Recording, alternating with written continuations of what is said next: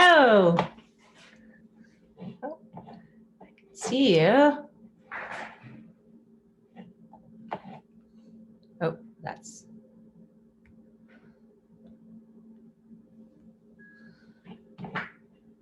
Okay. Oh, I can see you, but I can't hear you.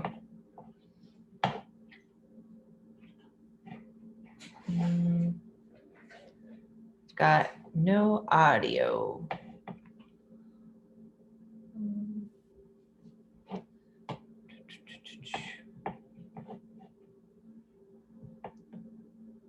You might have to go out and come back in. Can you?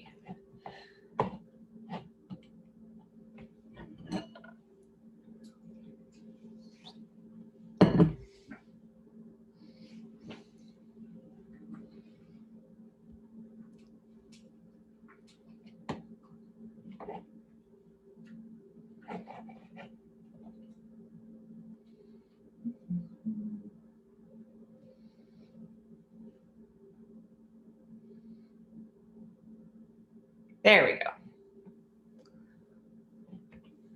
All right, let's see if that's better.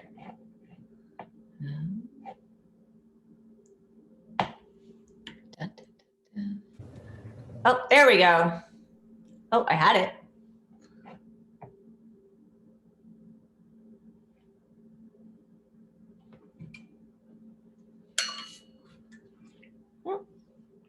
Try again.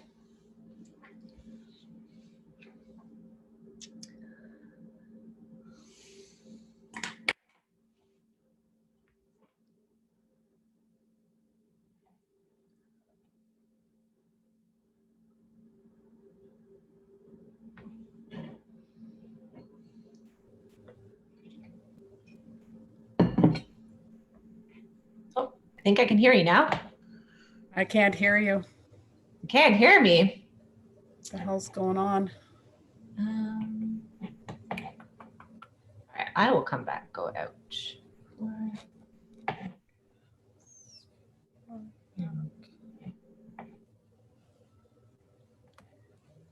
Can you hear me now? Can you hear me now? Showing on my end. Let's try one more time. I'm going to go out again. Okay.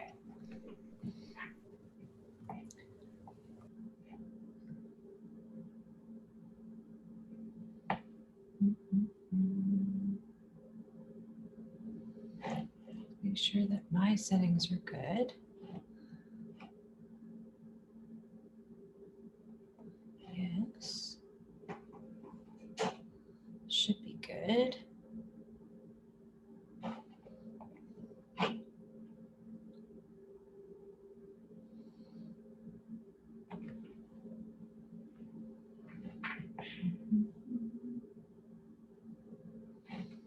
Can you hear me now? I can hear you. Yes. Okay. Yes. Now we're, I have an HD. Well, I have another screen. Oh, okay. And it has, has audio attached to it. So I had to disconnect it entirely. Oh. Okay. All right. Well, all right. We got it. We got our tech sorted out. And I'm so useless in that area. Like me too. Oh my gosh. Yeah. Well, I'm impressed. You know how to do things. you can do Zoom. You can, yeah, I'm impressed.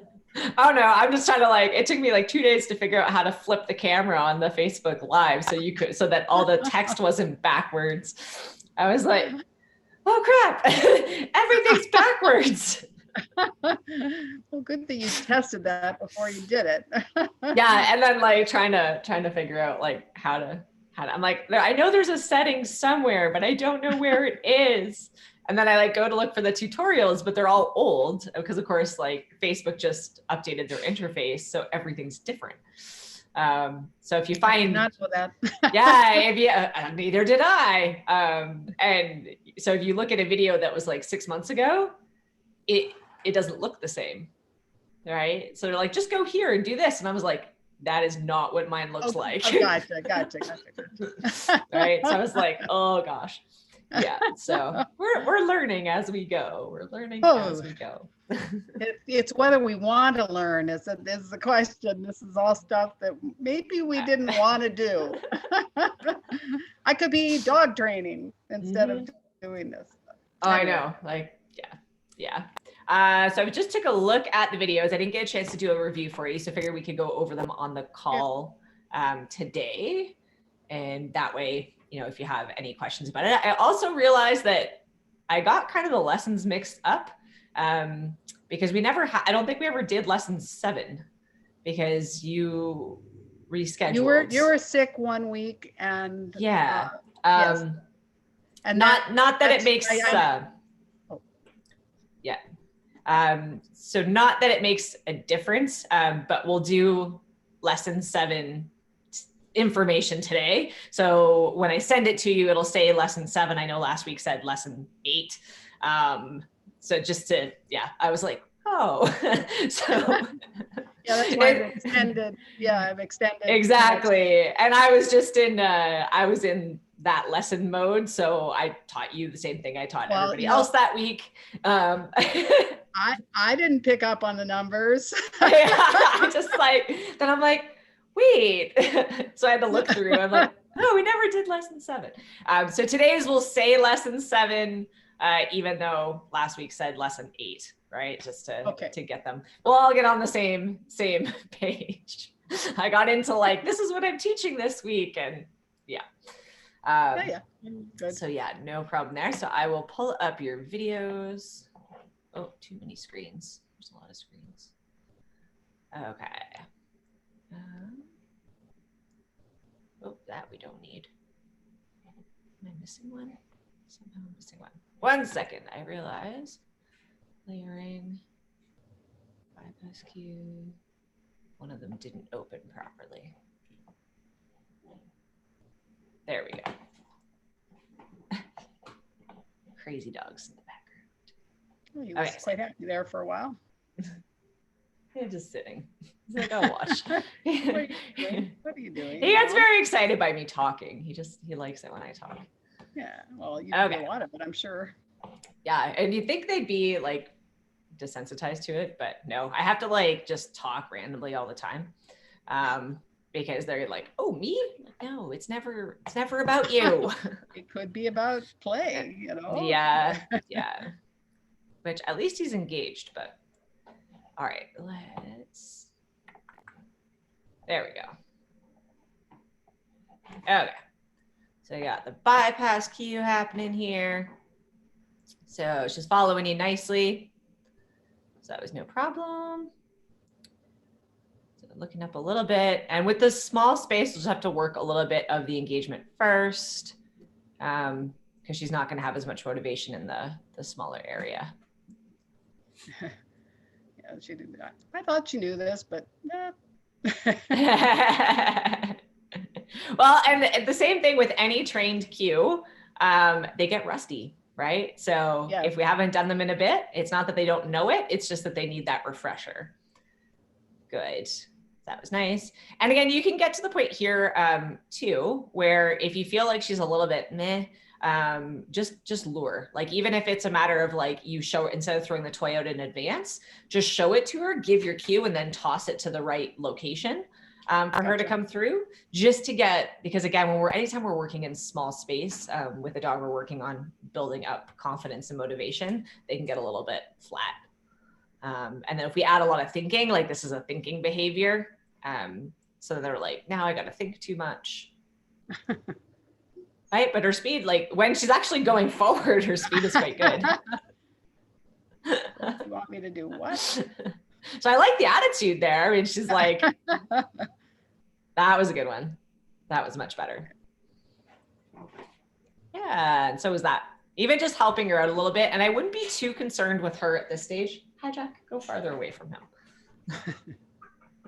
I wouldn't be too concerned about getting it on a totally independent cue right now with her, because I think that it's going to flip her more into the thinking side. So definitely use your body to help her a little bit. The main thing is going to be watching the attitude while you're doing it. because it's very easy for these types of dogs to make 1 + 1 into advanced calculus, right? So we get the thinking that is like, okay, you're telling me not to take the jump, but then we lose some of the energy behind it. Right. Exactly. So with where she's at right now, I would rather see, you help her a little bit with the body, which, when you open that shoulder, that really helped her there to come around with more confidence, or even just going to luring until she perks up a little bit with that. Because when she was doing the jump, she was fine. Right. Yes. So when she took the jump, she was like happy and upbeat. And then as soon as we were trying to pull her around the obstacle, she was like, not too sure about this. So we just want to make sure that we're not losing part of the enthusiasm while we're doing it. Does that make sense? Yeah, it does. Totally. Yeah. So, because you've got the skill there. It's not going to be hard to get her into that thinking state. It's actually harder for her right now to do the opposite and get her where she thinks a little less and moves a little bit more. Okay. Okay. So we will move on to the bypass blind cross.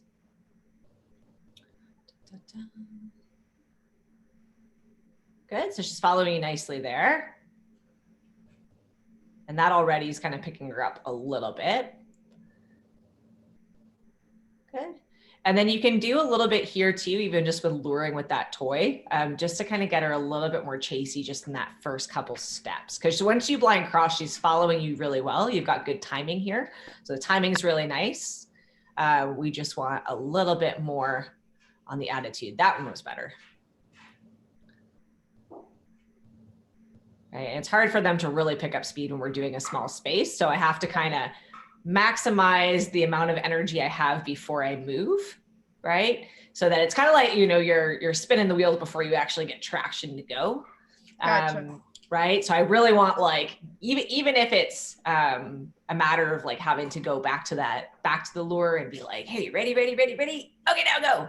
Right? So just build a little bit of anticipation before you move, because there's nowhere to get up speed. Right. Yes, right. So we can't use just, running to get that in that scenario. Go, stop bugging him. That's you. You're bugging him. Lie down. You do not need to choose the bed closest to the Malinois. Especially when you don't even like him. But he's all caged well, up. and then Jolt's like, do you want to play with me? And Hijack's like, go away, I don't like you. Well, then why are you going up to his pen? You go over there and lie down. You've got 3 beds. You do not need to choose the one closest to him. It's choosing closest to you. Oh, he's actually going like farther away, but like he can be a bit of a, Hijack is I'm free, you're not. Yeah, and then he, like, even with the other dogs, like he'll go and like sit beside, like go right up to them and then get upset. Hi, Jack. And then get upset when they touch him. But he put himself there. Yeah. So, but then he's like, don't touch me. I'm like, you just went and sat on Hustler and then got mad when he touched you. like, don't touch me. Don't look at me. I'm like, no. And he's just not trying to pressure them to go away. No, he just he gets in. It's a weird insecurity thing, I think. So he gets a little bit. But I don't want you. Yeah, he's the type of dog that does really well in a thunder shirt. Like he likes to feel that really close feeling. Yes. But he doesn't really like to be that close. So he's like, I feel insecure and I want something touching me, but at the same time, he's like, but I don't want to be there. He's I don't want it to be you. There's a lot of conflicting emotions in him sometimes. And of course he doesn't like Jolt at all. So that is not the dog he wants to cuddle up with, but he still gravitates towards him. But yeah, Jolt is not his. Don't do it. I see you. Go back over there. You're gonna get removed. And of course, all the beds are touching, so there's no defined boundaries. So he's like, it's just one big boundary. No, it's not. No, it's not. Okay, so some layering. Let's get there. Disengagement from the crack machine. Pretty yes. hard. Oh, the crack machine. Come on Yay. Well, now you got the energy up, that's for sure. Yeah. Anticipation, check. Can I start halfway there, please? Yeah. Nice. Oh, we got the confidence and we got the energy up, so that's good. I love She didn't listen on that one, I don't think. No. And then she'll just like stare at it.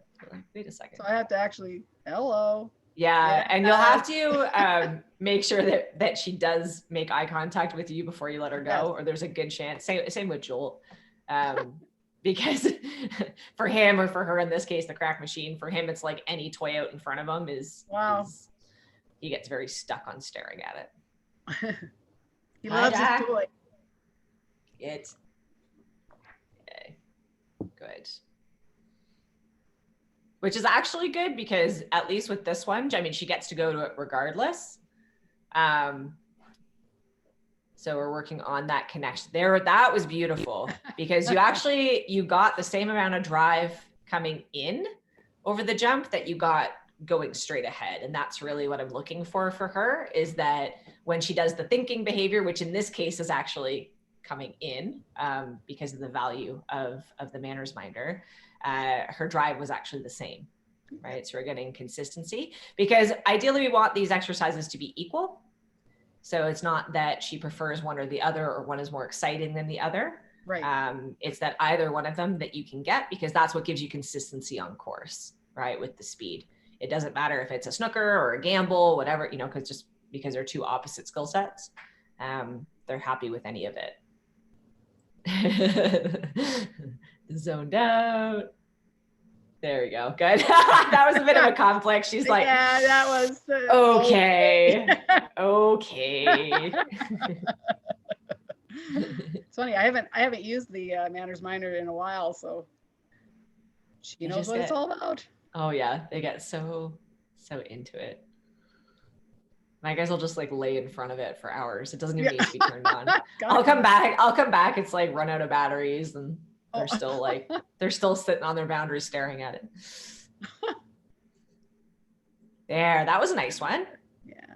Yeah. So definitely really like her enthusiasm on that for both of them. So coming in, and it's good. Again, it just gives you a different scenario to work the focus, because when she's really stuck like that, that's what's gonna be if there's distractions going on or pressure from the environment, right? Is going to be it's kind of the opposite amount of opposite pressure, because the manners minder is like really high excitement value, but at the same time, there's pressure involved with them being able to connect with you instead of that, and still, not lose their motivation. So that was super nice for her. Awesome.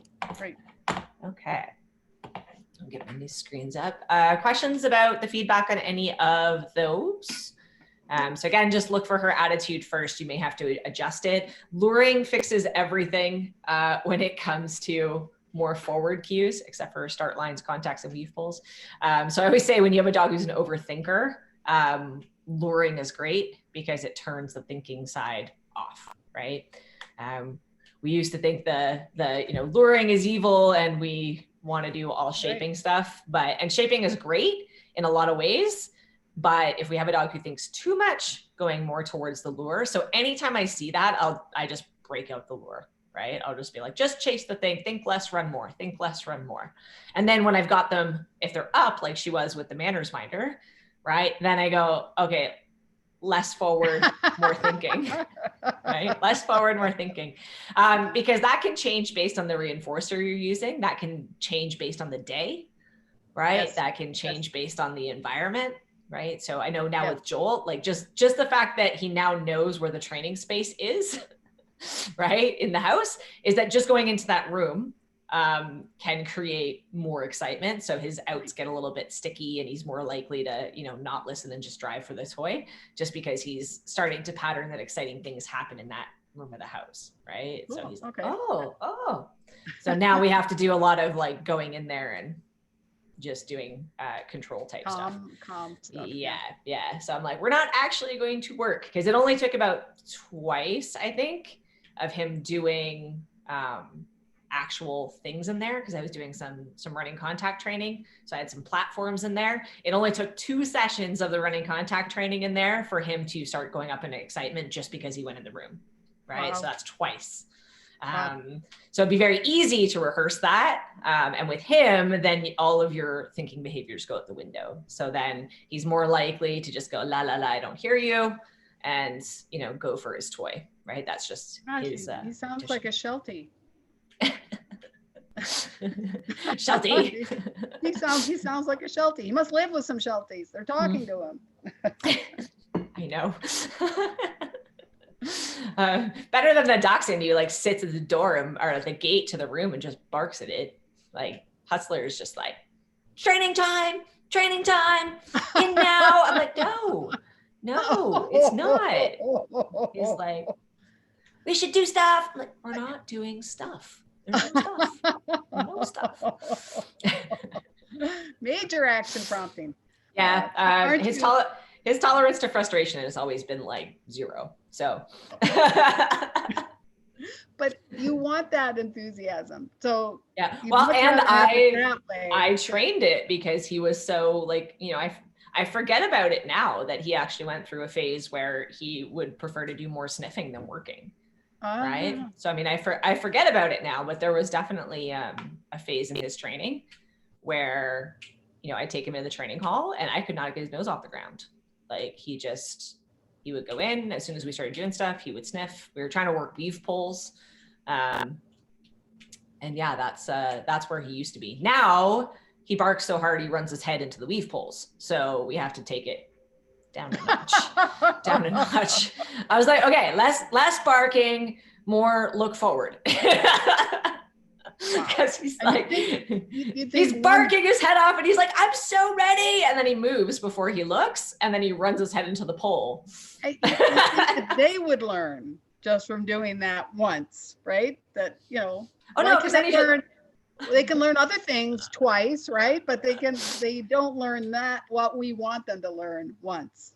Yeah. And the funny part is like now he didn't have a lot of grit, right? Like he was actually quite a bit of a quitter.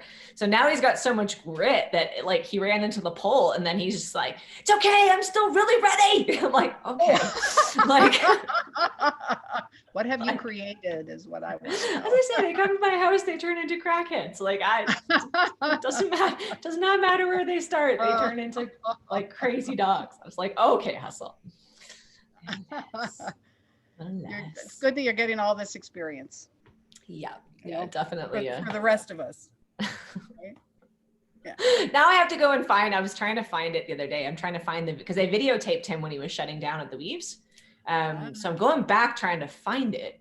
But of course it's on my old computer. So if I find it, I'll post it in the group and people can see the then and the now, which like now is like, yeah, it's a bit much.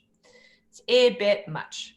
Okay, so we'll move on to this week's exercises. So I'll get rid of those ones. Too many tabs. Tabs open everywhere.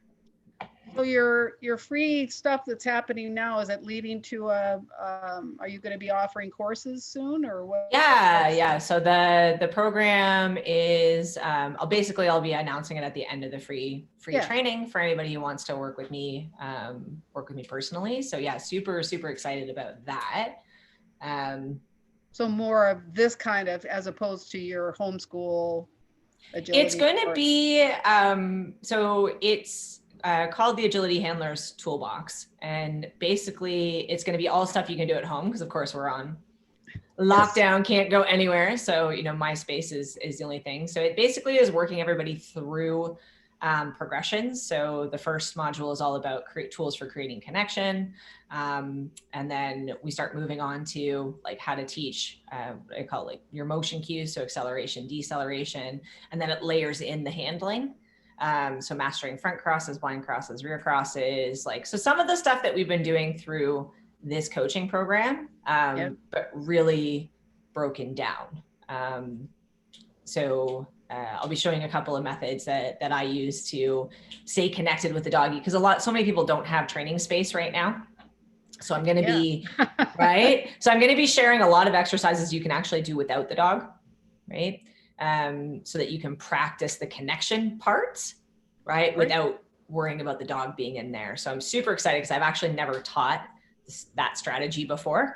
I've done it myself because I had sensitive dogs that if you tried to repeat things would shut down, or crazy dogs who, when you try to repeat things, smash all the jumps. So that's going to be a big topic of it. So there are going to be exercises for the dogs to do, similar to what I showed in the tight turns live that I did on just simple exercises you can do that don't even require a jump, right? So just because it's usually like the little pieces that are missing, for people. So how do you communicate it? But it's going to be a very handler focused course. Yeah. Cool. So yes, be super excited about that. And again, like sharing all the ways that you can practice without your dog. Because that's what I tell people. And like, it's the advantage that, we get as instructors is that we're practicing all the time. How many front crosses do I show in a week? Right. How many times there's like every class, right? I'm rehearsing, like, you'll go, oh, like by the time I run the course, I've already shown it to like 30 people, right? By the time I even do it. So I think that's a major advantage that most people don't have, right? And at this time when it's like, you don't have the option to go set up courses unless, people like me who don't have a fancy training facility in their backyard, right? Like I don't have anywhere to run courses, right? I can fit one jump in my area and that's that's it, right? So yeah, you'd have to get your snowshoes out and pack down your well, and like even outside, like we just got a bunch of rain, like it's ice. Oh, okay, so it's icy, right? Yeah. So I was like, I can't even, like even yesterday I was like, oh, maybe I'll send around some trees, and I checked the footing and I was like, it's okay it's okay for them to walk, but I wouldn't want them trying to turn or run. Like it's too icy for that. So yeah, that's where I draw the line. I'd rather have them off for 2 months, as opposed to an possible injury. Yeah. Mm-hmm. All right. Well, I'll definitely I'll promote your course to some of the classes that I do. So yeah, and I will be like even after. So obviously the free training happening, I'll be sharing the course. I'm also going to be teaching information that'll be in the course during it. So even if people don't sign up, they're still going to get value from it. But I'll also, like, this free Facebook group is going to continue. So right, so people like encourage everybody to go into the Facebook group, because even once I'm teaching the new course, I'm still going to be doing lives in the free group as well for people. So just as a resource for everybody to keep going, because it's been a super supportive group so far, and people have been really encouraging on the lives. So which is good, because they scare the crap out of me, but you can't see that. I know. You're scared, you can't see it. In fact, you look really comfortable. Just the opposite. Might be the alcohol. There may be like a drink before I go live. I'm like, what happened to that mind? What happened to that mindful meditation that you were doing? I know. Okay, sometimes you need a little extra. Sometimes you need a little extra. I'm telling all my secrets. Yeah. Running the dog I can do. Being on camera has never been my thing. But well, I think you've done great. So, thank you. I mean, you've had a lot of experience doing seminars and being in front of people, right? So that information is just coming out of all your pores, right? Yeah, so, pretty much. As soon as I get like into teaching mode, and because if I'm teaching a seminar, I don't get nervous at all. Like that's just normal for me. But as soon as it's like, ooh, camera, and so we're working with the mental block, getting over the mental block of that, and the lives have really helped, right? The lives have really helped for sure. Go. And with this, with the new program, which is going to be fun, I'm actually incorporating the live training. So instead of people just getting a course, right? So just getting edited videos, etc., we're actually weekly going through the material live. So I'm actually going to teach it to people live. That way they can ask questions. So it'll be a very similar format to how the Facebook Lives are going. Oh, cool. So yeah, so you will get the recording. You can watch the replay. You can ask questions on the replay, all that same thing, right? Because obviously not everyone's going to be able to make it, but that way you'll actually get to I'll be able to teach it to you. So you won't end up doing I signed up for a course and then I opened it once and never went back again. That's what I tend to do. That's why I was so proud of myself getting through Geek. You know, I did it. And that's a tough one. There's you got to be dedicated to get through Geek. It was interesting. Anyway. Yeah. But I felt, I completed it. With Carolyn's courses, I've completed one, but her first circuit course, still haven't completed that one. So, you feel like, oh, geez, I've spent this money, just do it. And I want you to know that I actually signed up for the trust technique. Oh, cool. Cool. That was a few months ago. I haven't even really opened that one up. So I'm in their practitioner program, and I haven't done any, it's a huge program to be certified in that. And I'm just now I can't go do consultations either. So it's a little bit on the back burner.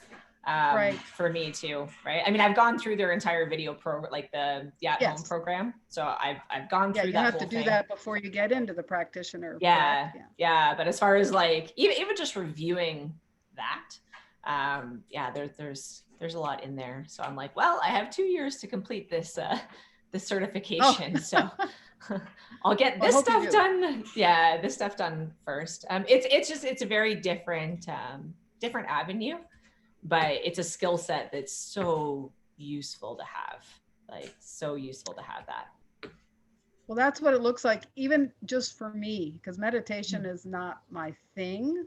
But I mean, I get what he's trying to do, and so it'll be good for me to go through it. Honestly, I remember when I was at Worlds on the bus and they tried to make me meditate, and I got so angry. Angry. Because when I compete, I'm super intense, right? And they're they're walking through this meditation thing, and I'm just every muscle is I just want to hit something. I'm right? Whoa. And so you can imagine meditation and I don't really mesh all that well. Sorry. Yeah. So the only reason that I actually started doing it was because of the dogs, because of the animals. That was, otherwise I never would have even remotely gone that way. But I was having so many issues with the energy in my household, right? So many issues with just, redirection fights, insecure, anxious behaviors, so much of that stuff. Right. And do you actually talking about that? Go lie down. Thank you. So on a weekly basis, do you use it now? I haven't been as diligent when I did. So when I first signed up to it, went to the live workshops with them and everything, I used it constantly, daily. I used it daily to help with a lot of the behaviors, and I saw massive changes. It was hard for me to upkeep because I was kind of going the two different directions with positive training, absolute dog stuff, right? Yeah. And then this, which they can work really well together, but it's two very different thought processes, right? Rewarding stuff versus one I find is more active. So even though in the trust technique, you do reinforce, when you get into the higher levels of it, they do use food reinforcement as well. But very much about bringing the energy back down. So the concepts are very similar, but the way of doing it is different. Does that make sense? Right. Well, so both are putting emphasis on calmness, but one is doing it through, mental side. The other one is using food reinforcement. Right. Whereas, I remember when we first talked about it, and you said that really absolute dogs are not really creating calmness. No. It's a different kind of calmness. than what trust technique. Trust technique is a true calm, Yeah.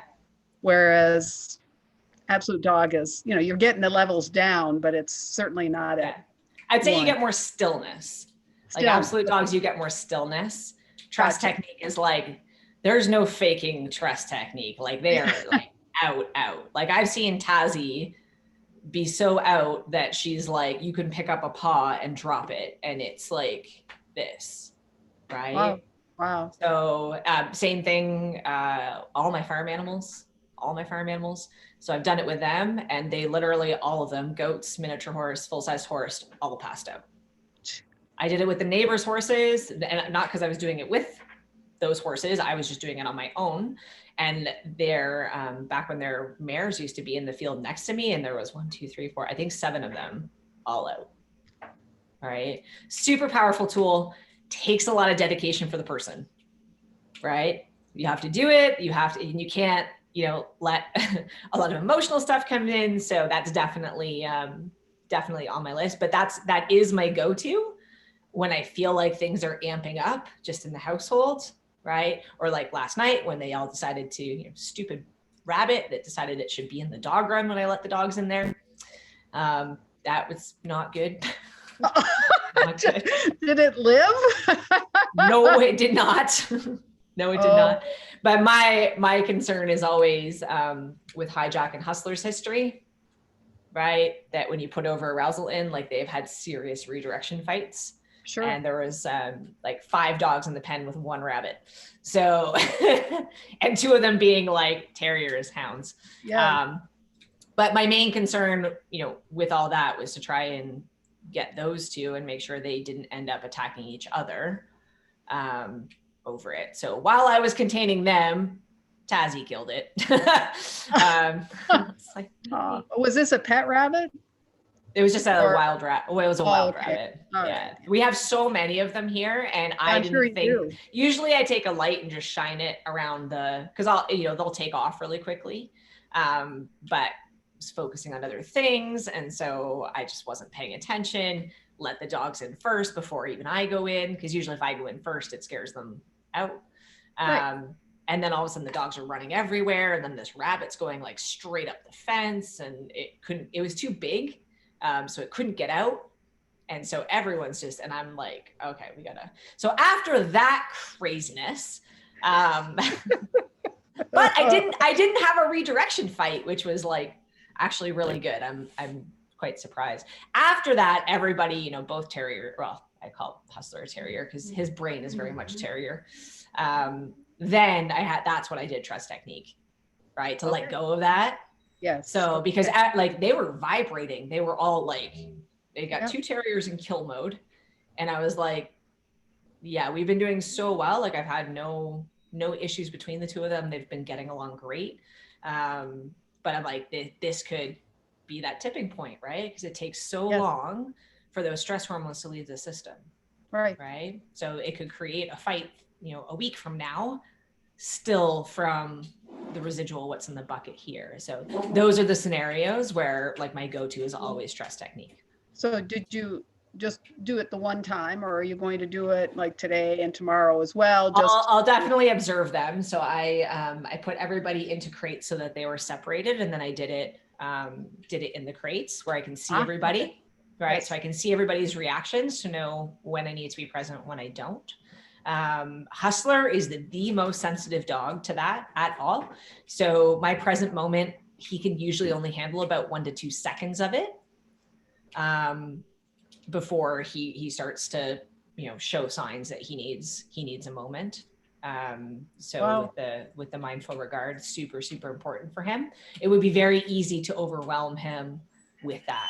Right. Same thing as me on the bus, right? Where I'm like, be calm. And he's like, I can't, right? Like that would be him.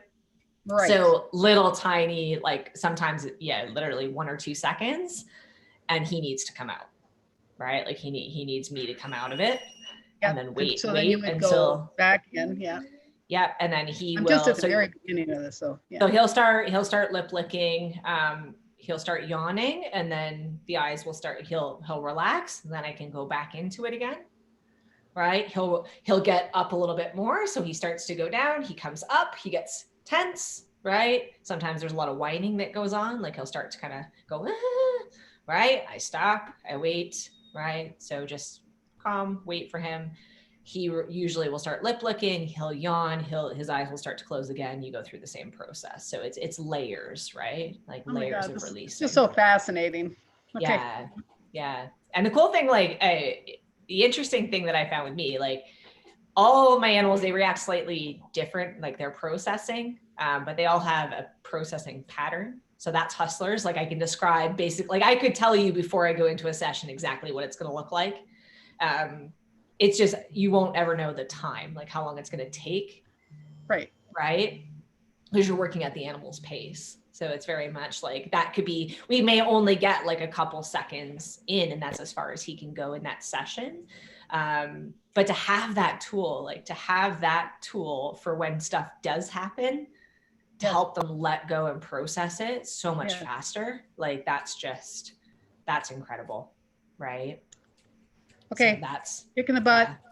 Yeah, like and for me too, because I need to use it, like again, I need to create my tools before I use them. So make sure like residually, but if I know there's stuff going on, stressful things going on, and to be able, like I've tested it, I've done it with my pig, same thing, like pigs there yawning away. Goats too. I'd never seen the goats yawn like ever until I did trust technique. And then all of a sudden they were all yawning, like all the animals. I'm just like, this is weird. This is like really, there's some really weird stuff happening here. But I've done it on enough, like, have you seen dogs do that, right? Like dogs yawn. That's like, but the other animals, I'm like, dogs and horses yawn, but goats and pigs, like I've never seen my pig yawn before. Right. No, Yeah. So how much more do you have to do to earn your practitioner? I've done, yeah. I'm partway through the program, but I still have to do all my case studies. So basically you have to do 6 different dogs. I'm doing the small animal practitionership. So 6 different dogs times 6 sessions each. Right. So I haven't done any in-person practice. I've gone through the whole video course. I've gone through all the Privacy Act stuff. We have to write an essay on Privacy Acts and all that kind of thing. I've done a video presentation on the trust technique and explaining it to someone, basically. So I've done all those pieces, but I still have to do the actual practical exams. And then I upload those, submit them. And then they refine them down. So I'm probably about a third of the way through the actual program. Yeah. But what I'll probably end up doing is that once we can go back, I just want to make sure that that will be the only thing I focus on for a little bit, other than my weekly classes. So I just need to put it in as far as this is what I'm doing, because I can get through that stuff quite quickly. I've got tons of people that would volunteer their dogs, right? Like that's not I've got lots of clients. And I have a bit of an advantage because I am so comfortable teaching. So a lot of people, when they get into this as a practitioner, like they don't necessarily have the experience with being an instructor and coaching people and all of that stuff, right? So that part's super easy for me because I've been doing it so long. It'll just be the dedicating, spending 6 weeks doing it, right? So yeah, going to people, and because that's the other thing, is that you have to, the animal needs to be in a comfortable environment, ideally. So it just involves a lot of travel. But I'm pretty sure I can use different dogs from the same people. So if I could do that, that's a lot easier, because I can just I can go and do multiple dogs, right? Versus having to do 6 different clients. I guess the other thought is if there's a shelter near you, you could probably have 6 different dogs right there. Well, even if I did like Carolyn's dogs who are here Yeah, half the true. time, because I can even do them here, like she has 4. So Yeah.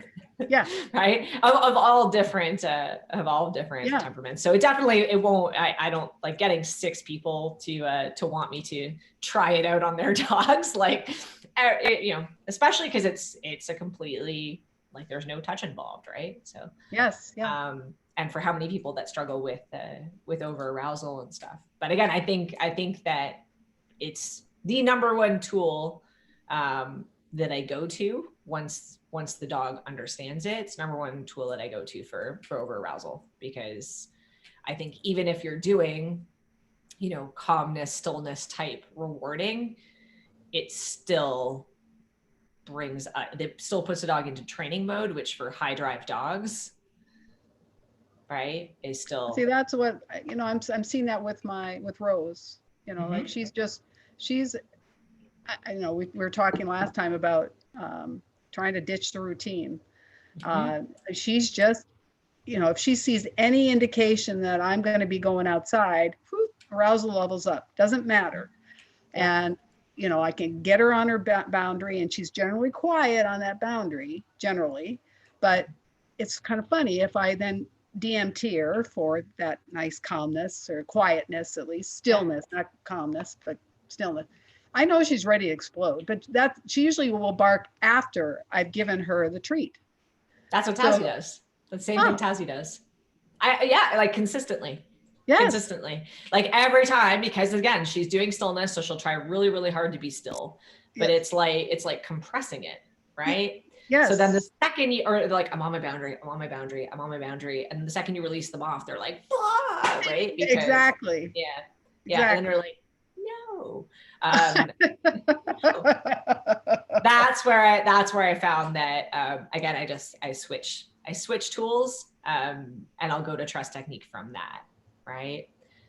Trust technique is also a little bit, I mean, you do have to create it beforehand, right? So trying to use it in a high arousal situation right from the beginning, you're only going to be able to make, come down this much. Right. But it is a tool that you can actually use in a high arousal scenario. Right. Oh. So I remember I was teaching at a seminar, and there was a dog fight in the session, right? Because we had 3 dogs out at a time, and one beelined it over and went after one of the other dogs. And right. So there was the issue there, but the handler of the dog that got attacked, like this was a more nervous type dog, right? So she was freaking out too, right? And then So I ended up doing the trust technique. I didn't like say anything to either one of them, but I ended up doing that to bring the dog, like to calm the dog back down, but it inadvertently also calmed the handler back down. So what, did you have everybody just stop or once they got? I did. So we got the dogs apart, right? Yeah. I put my hands on the dog, like just to hold her still so she didn't panic, right? And start running, because the dog was like, oh my God, what's happening? Like it was Sheltie and in Bolt, right? Like just, they get that glazed, I just need to run away look. Yes. So I just had my hand on the dog enough to stop it from running away. And then I just instantly kind of went into trust technique with the person too. I was kind of talking to the person at the same time, right? So I was like talking to her, and I was like, we're just gonna, stay still for a moment. She just needs to process this. And by the end, the dog kind of got up, shook, and was like, all right. But what really amazed me at the seminar was that the organizers of it, because it wasn't, I was teaching at it, but I had nothing to do with organizing it. And they said, and she actually, the handler, they're like, the amazing part was that the handler didn't freak out, because I guess this handler was known to hang on to things and send nasty emails if anything happened, right? Like, the type of the perfect student. The one that just, like they get, sometimes they blow things out of proportion. And this was an issue she had before. Dog actually went on to work in the rest of the seminar and had no issues. Wow. And the person, this was like the weird thing. Like, this is just really weird. The person actually went over to the guy whose dog I mean, he was mortified, right? So then I had to go deal with him afterwards because he was so upset that his dog did this, right? Yep. Understandably so. Yep, in there. And so she actually went up to him after and said, you know, it's not your fault. What happened? And like, she actually went up to him and made him feel better, like, you know, got him off the hook. And I was like, what just happened? Like, what just happened? You know, I was like, I don't know. It just was an automatic thing for me, right? Like, just ring. Does the trust technique work on the people around? Yes. Okay. Yes. All right. It does. Well, there we go. Yeah, trust technique. It's because there's a link between the dog and the person, right? So there's always a link between the dog and the animal, right? So because there is, when you're working on the dog, you're also working on the person, right? And vice versa. So if you're actually working with the person, that it goes through the link and ends up affecting the dog, right? Very cool. Yeah. So very, very interesting things that happen, which is why, like, I mean, I see that every time. So I can go, if Hijack's being annoying in his crate and I don't say a word, I go to that crate, like, I'm pissed off. Heist in the front room, which is like totally different area of the house, will shred his blanket, instantly shred it. Right? The second I tense up and take one step towards that crate to tell him off, Heist will shred his blanket to ribbons. Right? Because that link is so strong. And that's why when I got into trust, the reason I got into trust technique was because that stuff was happening. Right? That stuff was happening. I was going to give, you know, like, hey, you knock it off. And he was like, and then again, with high energy dogs, like, everybody was on edge constantly. And it all came from me. Yes. Right. And my parents, you know, my parents would say, like, when you're not here, they're fine.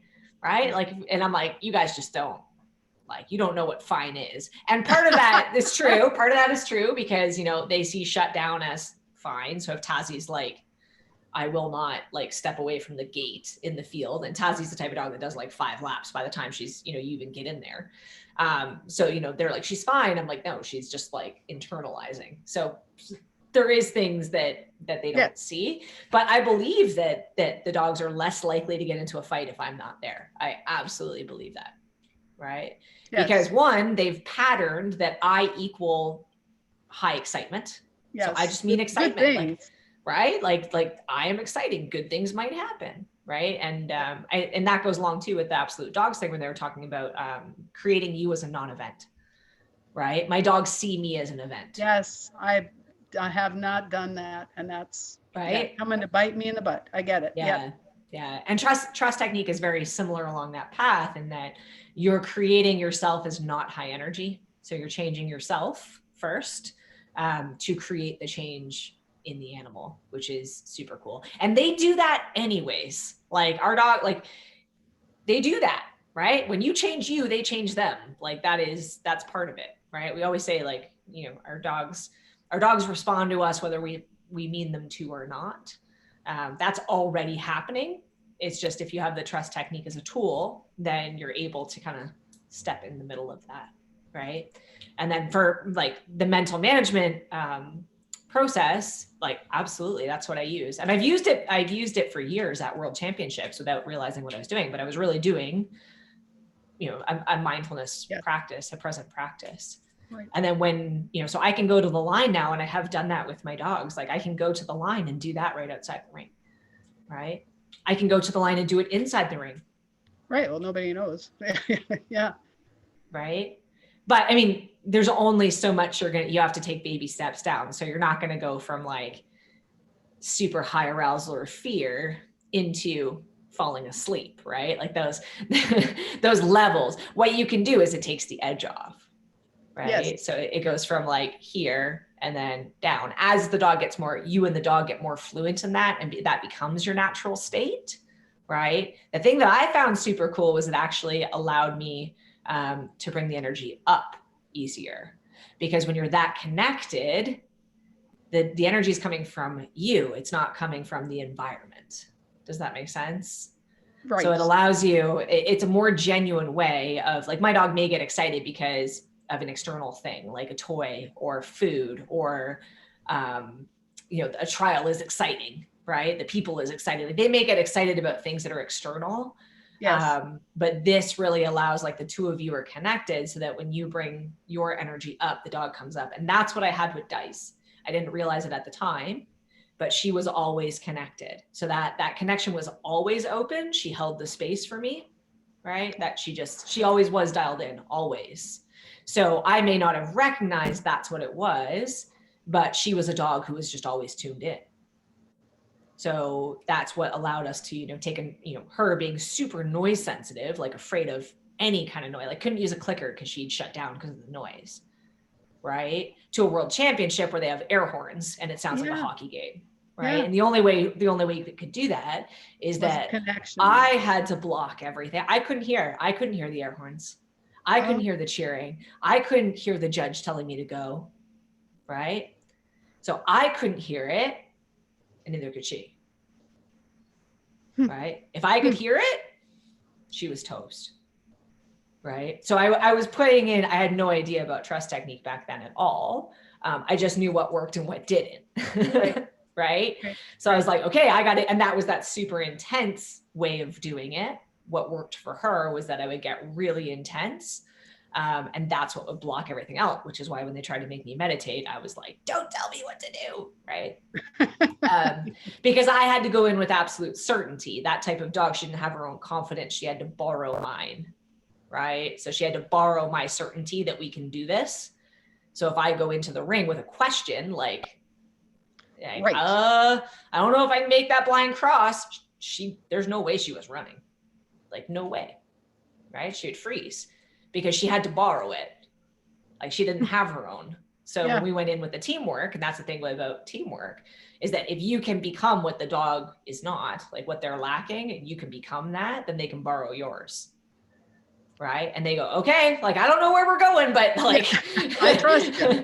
Yeah. And that's to me what connection is, right? Yes. It's that, and same thing. And it can go the other way around as well. Like, you can have a dog who grounds you and can fill in those gaps for you as well.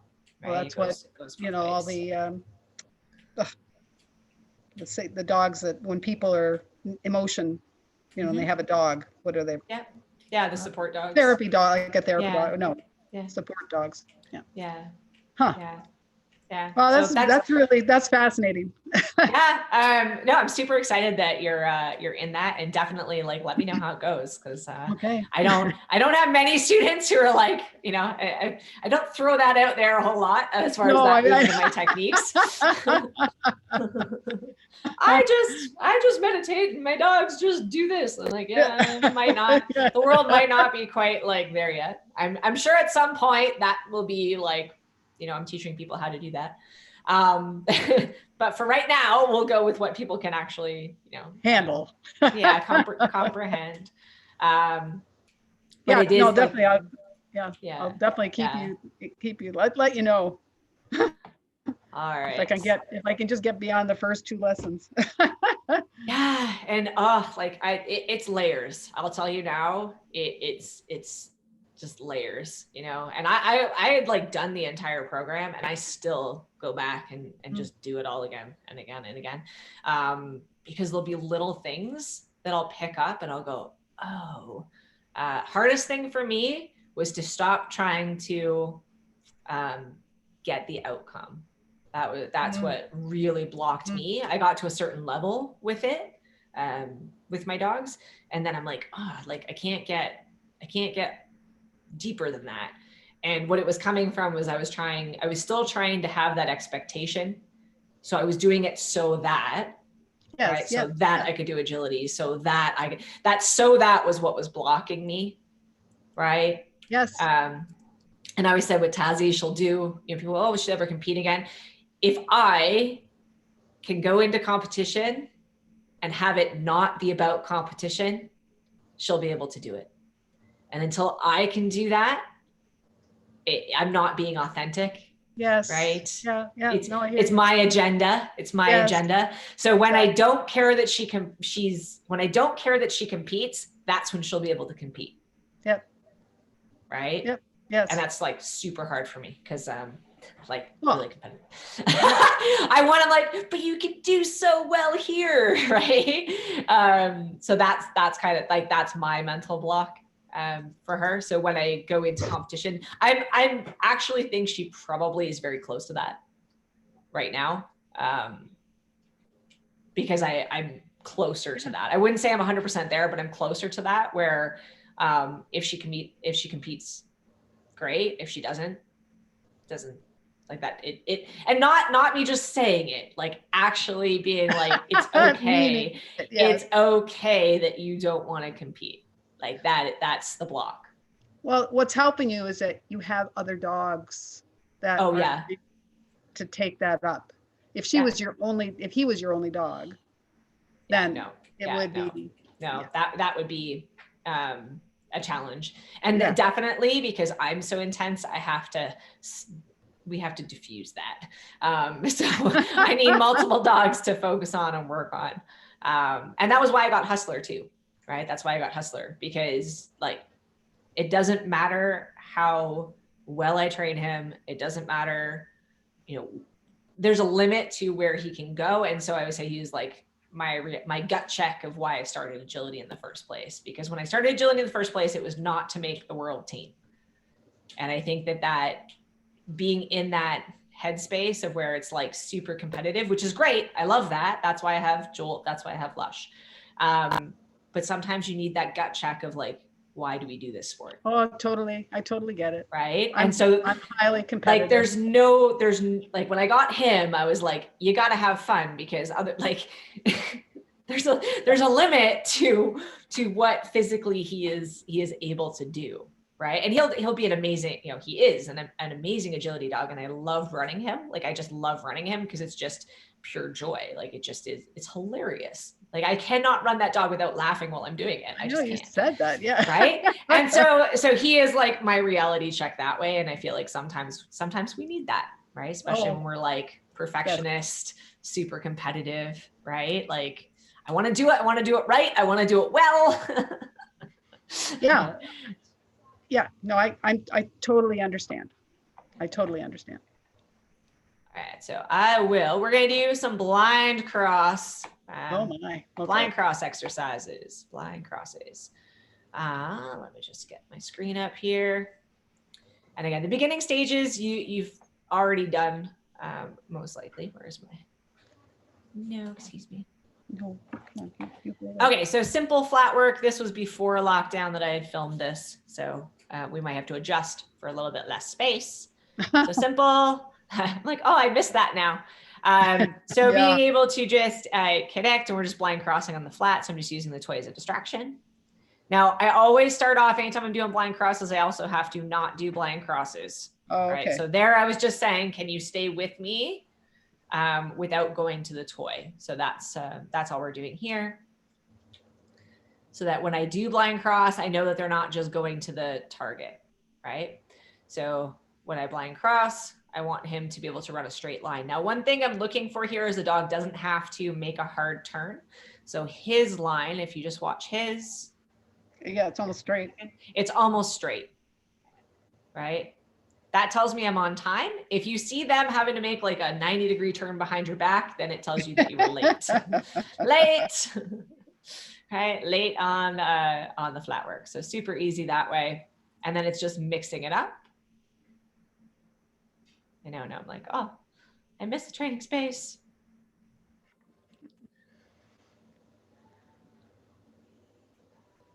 Right, so. You got your new flooring in though. Yeah, and they were nice enough to give it to me, so that was awesome. And then here, the turn he made was after the blind cross because I was about to run into that jump. So that was just bad management on my part.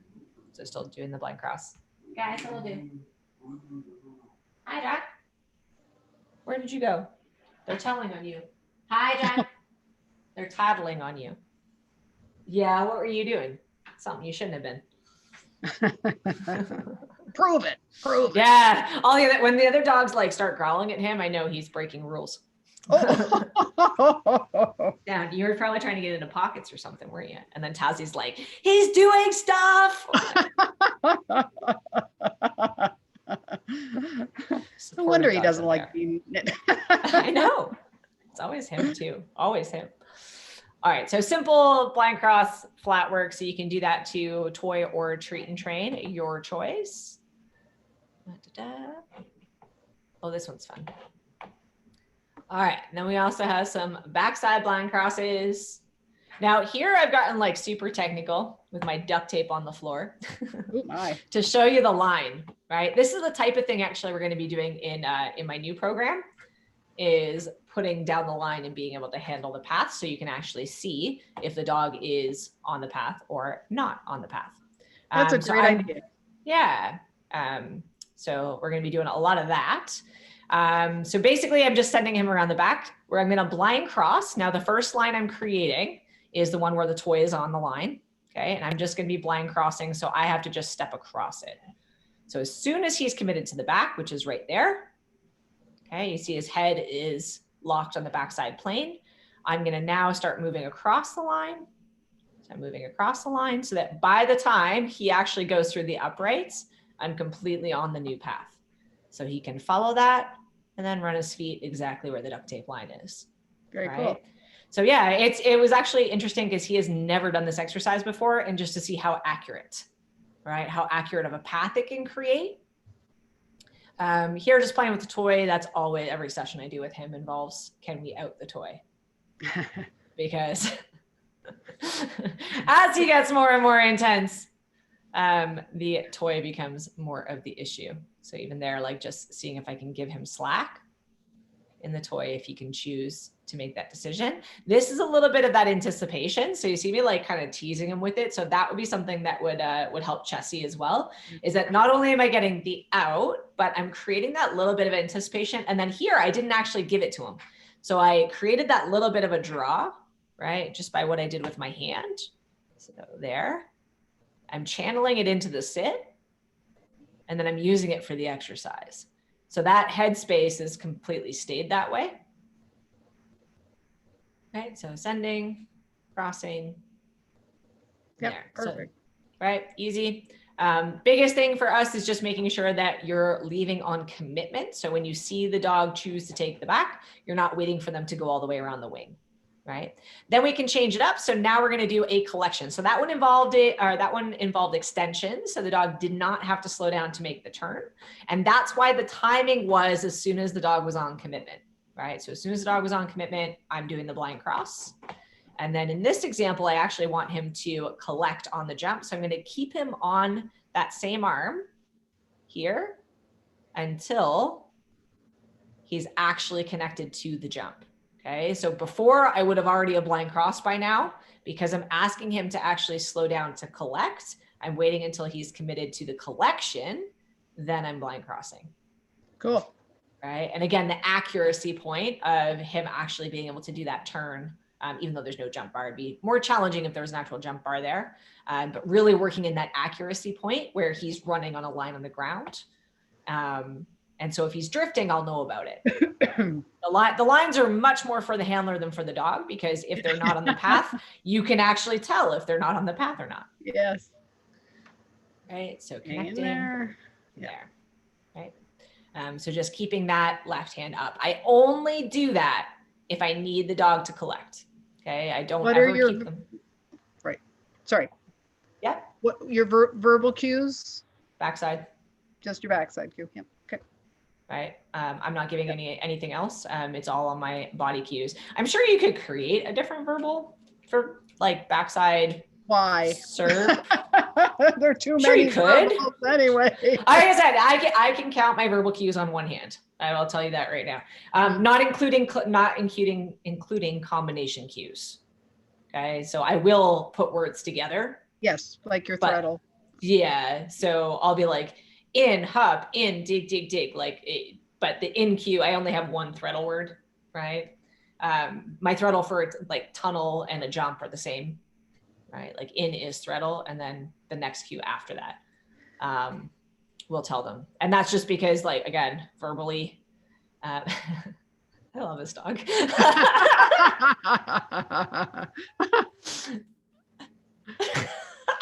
Very good.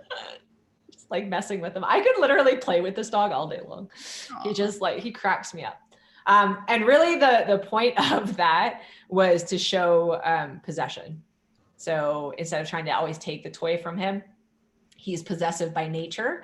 So instead of trying to go against what he wants to do, that was a way of inserting myself into his game versus me trying to make him play my game, which would be like tug out, right? That's not how he would naturally want to play. So here I have 2 toys. So now we're working with both of them. So now the dog's not going based off of the lure, right? So you're just having another obstacle or another distraction there so that they're not just saying, I know which one it is based on where the toy is, right? So that was the point of this one, was just to create that and then alternating between the 2. Ideally, you'd have similar values. The Wubba is much higher value for him. So that's what I was working with there. As you can see, because he's still thinking about the Wubba. Yeah, knew that was gonna happen, even though I haven't watched this video in a while. You can see it coming. Big piece there. So again, possession. So he outs the toy. I don't try to take the toy away from him because that would trigger possession. So I'm just letting him out the toy, tossing the cookie away to reset it. To change his mindset a little bit. Right? And then changing his mind. I'm going to have to engage with this toy a little bit more because he still wants the Wubba. So then by the time I get here, I'm like, good, you can switch the toy. Yay. So I'm actually reinforcing the new toy with the old toy because the Wubba has a lot of value. So here I'm doing it with Heist with the actual jump bar. Now, the thing that I did not pay attention to when I did this with Heist was that he had been waiting on a boundary, listening to Jolt squeak the Wubba for like 10 minutes. And so by the time we went to play or to do this with him, he was like fixated because usually Heist does not have toy preferences. But listening to Jolt squeak the Wubba all the time made him a little bit crazy. Gotta have the Wubba. So that was not handling. That was not my handling cue not being clear. That was him being mentally stuck. So what I'm going to do is keep him on that side longer. Right. And then I tossed the toy down to distract him, but you could see he was still looking. So if you watch his head, he was still like, I'm going to go there. Yeah. Until I dropped this down, like I actually smacked it down there. And he was like, oh, okay. Right. Again, that's just all mindset. That had nothing to do with the skill at all. That's just preference. Here, I choose to keep him on the side so that I don't have to lose connection when I go to do the blind cross, just because I know he's fixated on the Wubba. So he was already a lot better there. So that's where I was like, I know I'm supposed to be working on blind crosses, but right. So now he's getting a little bit better. So you can change it up if you feel like you need to do something to change their mind a little bit. Right. And then here he's normal. So there he had let go of it. The Wubba's not in his mind anymore, but I had to do like 3 different things to get that. Right. So I'd be like, well, that wasn't very good. How about this? Well, it still wasn't that good. How about this? So I didn't repeat the same thing over and over again. I actually made it stronger each time to help him get over that a little bit more. Right. And then there he's like, okay, I'm good. I've got no issues. So now we're going to go changing it up a little bit. And again, with him, I do a lot of up play because he gets so stuck. Now here he's zoning out on me because he now is thinking it's this or this. He's not thinking about me. So he's already anticipating it's going to be a backside. So I chose to break the pattern just by doing a down there and reinforcing that. You could also do the front side of the jump. Anything that's not the backside, because he's like, la, la, la, I'm going to the backside. And then I have to pay attention. Right. And then here, I didn't notice this until I actually did the video, but I'm presenting 2 toys at exactly the same time. So my toy that I'm trying to get him to get should be on the ground, and my other toy should not be in my hand right now. Okay. right? Because he keeps trying to go to it. And I'm like, no, get the wubba. You wanted the wubba. And I didn't even notice the toy was like in his face until I watched the video. I was like, well, that was dumb. No wonder he was confused. Right? Good job. I was like, oh yeah, that would make sense. So that one should not have had it in there. Questions about that exercise at all? The lines on the ground I find really help. Yeah. Because it gives you like crystal clear accuracy. And again, the dog's not like, the line doesn't register for them, but it shows you exactly where you need to run. And for blind crosses, the key to a blind cross is that you're stepping straight across the line. You're not running down the line. So there should not be for very long that you're actually on the dog's path, right? So it just shows you where you need to be. To help them out a little bit. And then the final one we're doing is the wrap blind, which is probably like my favorite move ever. So basically this you would train in the exact same progression as we did the threadles, right? So it's a way to create a threadle slice without having to actually use a threadle. First stage you have to have is the dog's going to go around the object, and you already need to be moving the next direction. So my feet are already going where the dog is going next. And I'm just reinforcing them for that. Now, the breaking down of the reward is actually more for the handler here than it is for the dog, so that you learn how to move and reward at the same time, because most people stop when they reward. So in order to do this move well, you have to be able to continue to move. If you stand still, your dog will catch up to you. And then the blind cross does not work, right? So I just reward that, make sure I go both directions. I just have both cones set up here since I had the space back then when I filmed it. Now what I'm gonna do is same thing once I'm connected on this side, and you can see that my cone here is actually set up as the beginning stages of a threadle. So when we did our threadle progressions, the object started offset, moved to parallel, and then went beyond. So it's the exact same progressions that you would use here as we did in the threadle. Once the dog's connected to that hand, I'm gonna turn my head. And now they're committed onto the jump. At this stage, it's very easy for him to take the jump because there's such a big gap between the cone and where the jump is. So it just gives me a little leeway on my timing. I'm going to make sure, especially if I have a dog who predicts, I'm not going to do it a bunch of times in a row, because they will start anticipating, especially him, and they'll start cutting behind you. So I'm just doing some normal cone wraps before I show him the blind, because you don't want them predicting this move. Right? Otherwise they start second guessing everything. Yeah. Right. So I'm going around a lot of times before I'm actually like, take that jump. Right. And I would tend, like for him, I do a lot of that until I feel like he's mentally connected. So same thing as with the previous example with the toy. So I'll go around until I feel like he's no longer thinking about the jump. And then I'll have a tendency to blind cross. If they cut into the wing, he's very prone to that. I just stick a jump pole here so that they can't slice it. Yep. This is a move where a lot of dogs will take the entire jump out, right? So the dogs that like to jump from far back and slice often will either hit this wing, or most likely they hit the opposite wing. So I will put that bar in if they need it. Some dogs never will, and some dogs definitely will. So here, this is where it's more parallel. So it is going to change the timing a little bit. So I have to wait until the dog is looking at the correct side of the jump, and then I blind to open it up, right? And if that pole had not been there, you saw that little tiny, little tiny adjustment. Yeah. If I was retraining him, I would have had these poles in the entire time for like years to make sure that he did not learn to get that close to the wing. But of course, he's a 10-year-old dog being retrained. So I have to help him quite a bit. Right? We just saw him going over. Timing wise, just because that's the biggest thing when we get to this stage. No closed captionings. The more, basically the longer they have to stay on this hand. So the tighter they have to come through, the longer you have to stay connected here. So notice how long I'm having to hold him. It's until he passes the plane. So as soon as he passes the plane of the obstacle, right, and he's on the correct side of the obstacle, that's when I'm blinding. Versus when this cone was way back here, I was blinding almost as soon as I had wrapped, right? So if I take this cone and I move it to the opposite side of the jump, I'm going to have to hold even longer, right? Just to make it ends up being the same timing that you would do a force front cross type thing. for them to be able to come through and read it. The advantage to this is if a lot of dogs find it more motivating than threadles because they're chasing you all the way around.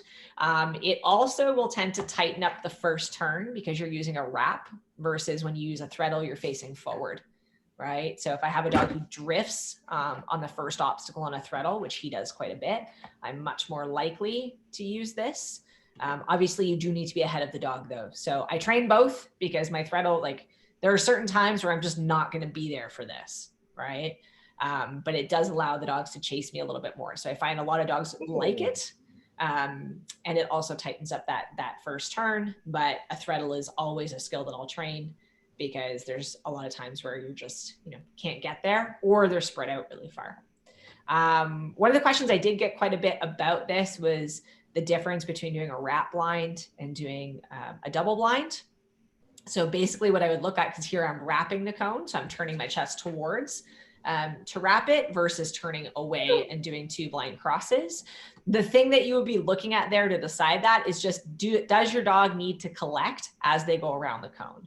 If the answer is no, so let's say this was spread like way down here, right? Then he doesn't need to collect as he comes around. He could actually do that in extension. You could use 2 blinds instead. So the only difference between a wrap blind and a double blind, right, is the first turn. And it's purely based on, does my dog need to collect or not? If they do, use a wrap blind. If they don't, you could do a double blind. Does that make sense? Yeah, I'll think about it some more though. Yeah. I just had that. Actually, everybody who watched this video was like, what's the difference between this and a double blind? And it's just the way you rotate. I did not have that in my mind at all. Oh, there you go. Darn it. Now I put it in your mind. Now you got exactly. More to think now about, I've got to right? really got to think about it. My bad. No, it's good. I should understand that. That's actually going to be a major, super excited about that part. That's going to be a major piece of Sunday's training, or Friday and Sunday's training, is going to be how to identify that, right? Because people get so stuck on the moves. Like, do I blind cross? Do I front cross? Whereas like the main thing is identifying, does your dog need to speed up or slow down, right? If you can identify that, all your handling moves are just combinations of that. Okay. Right. So speed up, slow down. And as part of my course, I'm actually giving away cheat codes for those. So I'm actually writing up the cheat codes. So if you're like, I don't know, front cross, blind cross, I have no clue, you can literally just like answer the questions, right? There's like a really simple process to knowing exactly which move to do.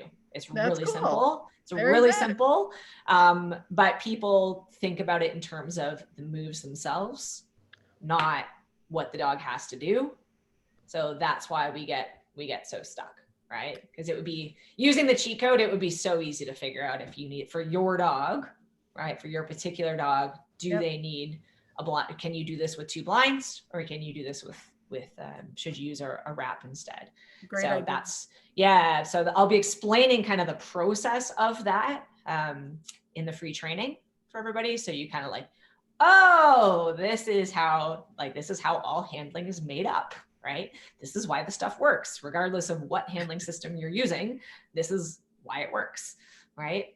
And understanding if you're doing something that goes against that, like if you're doing something that goes against the natural cues, then you're training, like you can do that, but you have to be aware of the training, right?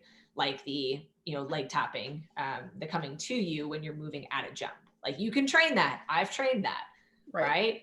But they don't come out of the box knowing that. So the amount of training it took for me to be able to get Heist to do that was way more. Like, I think if I did this move correctly, he would do it. Right? If I got this one right, he would do it. Like I can take a dog who knows nothing and do this. And like Lush did it the first time in a sequence. Right? And she'd never seen that move before at all. No, but she knows your body motion. You've worked so much with your body. Yeah. Right. So she knew that. But other skills, you actually have to spend the time training. And if we don't recognize that, we don't recognize when we're giving conflicting cues. So we say, well, I told the dog to do this, right? But that's not what the body cues are doing. Yes. Then the answer is training, right? then I have to go, okay, I need to create a stronger skill set. But for most people, right, Or they don't just understand learning where how to to put do it. the body move right. That's why I gave you both, right? Like So the throttle, yeah, the feet. But that made like such a big difference for her, right? So as soon you could see, as soon as you got those feet around, It's she huge. wasn't landing on that angle anymore. It was huge. And it's not that you trained it differently, you just changed what you were doing. I let her know where I'm going. Yeah. Yeah. I mean, even just your instruction on the free about how your feet have to be pointed in that direction around the cone. I mean, that's just a mind blow. It's so simple. And I was like, just again, feet are the future. But you look at that, so like, which is the precursor to this. Yes. Right. And you see why like people struggle with this move just because they don't get their feet going the right way. Right. So I mean, like when I'm coming around here, he's going around the cone. Like I'm gone. Yep. And then even here. So that there, which we're actually I'm showing people in the course too.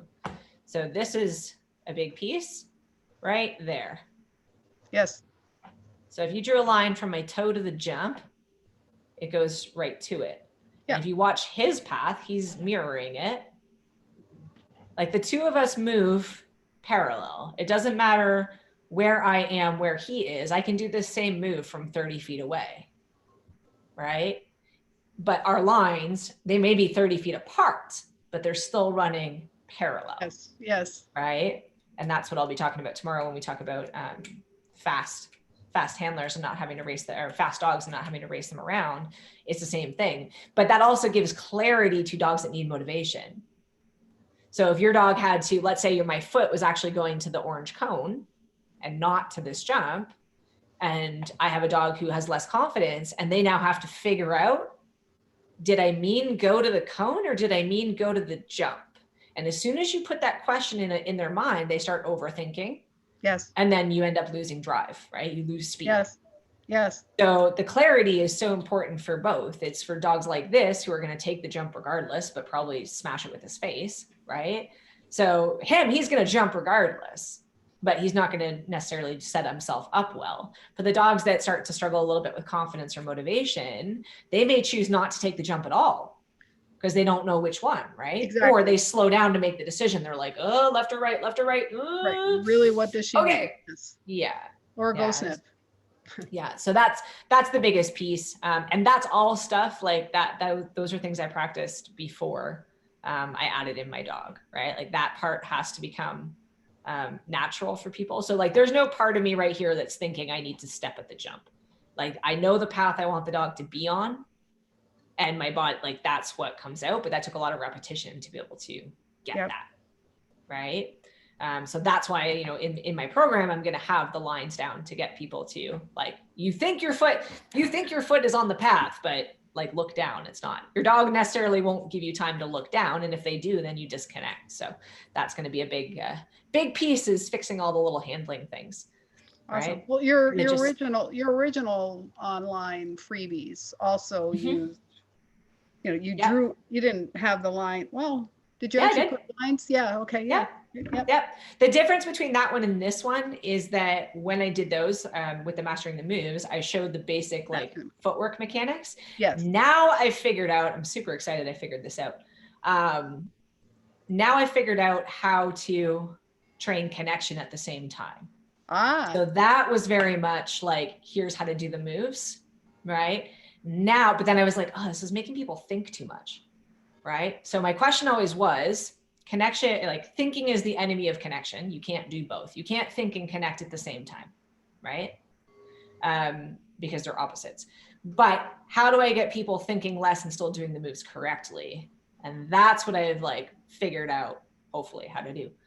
Cool. Very cool. So that's what I'm excited about because like I'm actually going to show people, everyone like walks their invisible dog, right? But I'm actually going to show you your invisible dog, and your invisible dog will be able to tell you if you're doing it right or wrong.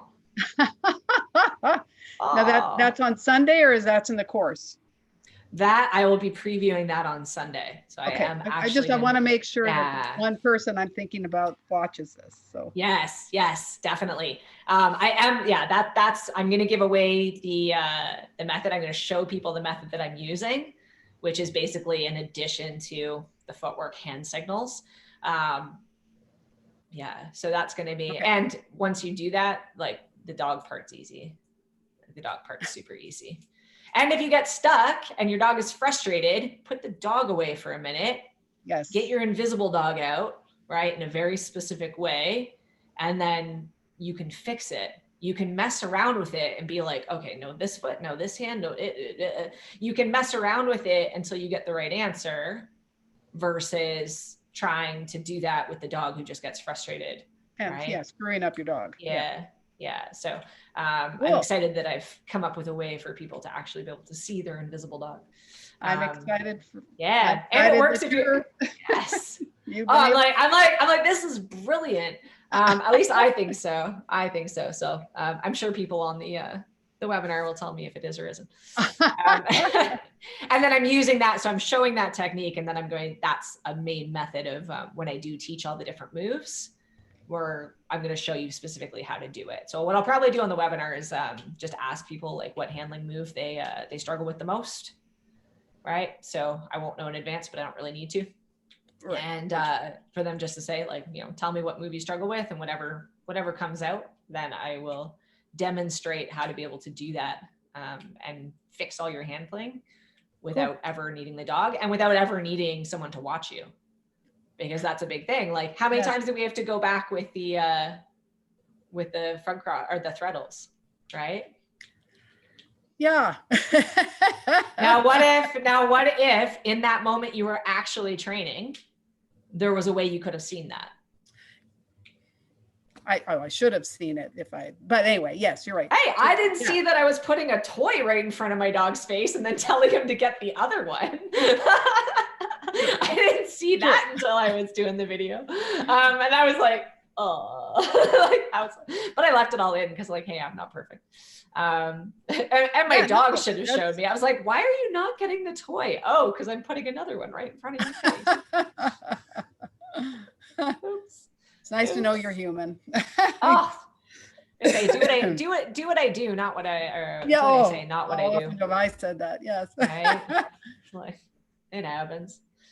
Okay. Questions about any of that? Not at this moment. All right. I will. Yeah, but definitely super excited for the webinar. Lots of fun things coming on that training. And again, the group is going to stick around after the fact. Anyways, because that's going to be my major point of connecting with people who aren't necessarily in my programs. So there'll always be lots of good information on there, but definitely going to be teaching some cool things that I have not shown anybody before. So that will be exciting. Yeah. And then the program will be available for people if they want to join me. Now, okay. So for me, I mean, I'm doing this one-on-one with you.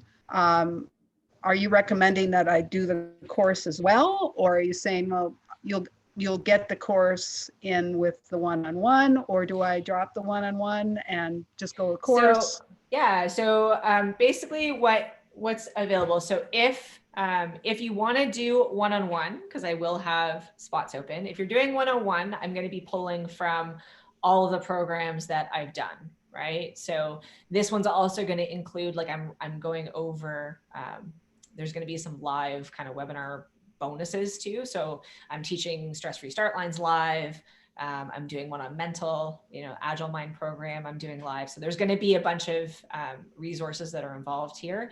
If you're signing up for a coaching program with me, you're getting all my stuff, right? So you get access to all my stuff. So you can take the program separately if you do decide, and I will send out a message to everybody, to all my people who are coaching clients right now. If you want to sign up, like, we're almost done with this session.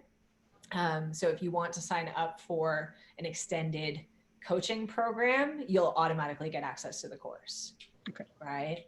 So for anybody who wants to sign up to continue working one-on-one with me, you'll get access to all my programs. Right. So that's what I'm going to be doing for everybody.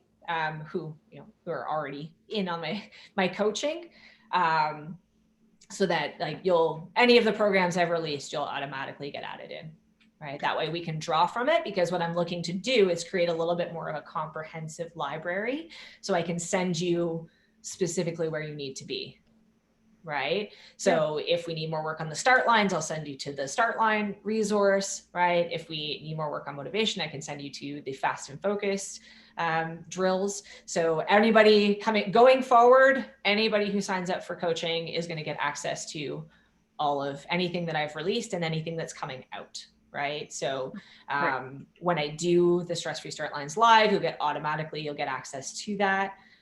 Same thing with my Agile Mind program. And there was one more in there. Course analysis. There's going to be a course analysis one too. Cool. Yeah. So, so basically making the right choices for your dog. Now they're not all being released at the same time, because I don't want to fry everybody's brain.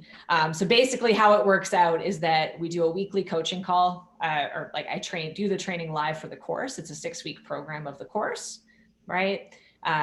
You get the automatic replay. You'll also get the edited videos when they're finished. So you will get, just like Fast and Focus and those types of programs, it'll be packaged afterwards. Once I figure out that it makes sense to everybody, I've answered everybody's questions, then I'll be putting it into that format, right? You'll have lifetime access to that actual course, right? So you can always go back and reference the short videos. So if you're like, I just want to see the blank, like how do I do this? And you don't want to go through an hour-long training, right? You can pick out the Coles Notes version, right? So that'll be in there as well.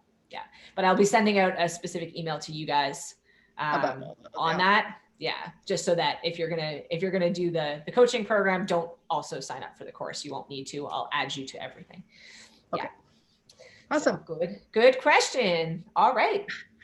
I will send you this and upload those. So I'll send you the video links, and it'll say again, week 7, even though, because I got them mixed up. That's good. Sometimes most of the time, I don't know what day it is. I'm like, I'm very confused. That really doesn't matter. Oh my gosh. You're very busy though. I'm getting good with my calendars. Very good with where am I? I'm sure that's going to happen.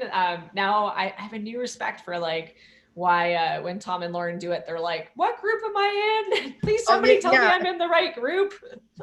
Drives me crazy, actually. I was like, oh yeah, I'll only have 2 groups to be in, this one and then the course program. So I'm like, I should be able to manage 2 groups, I think. Hopefully.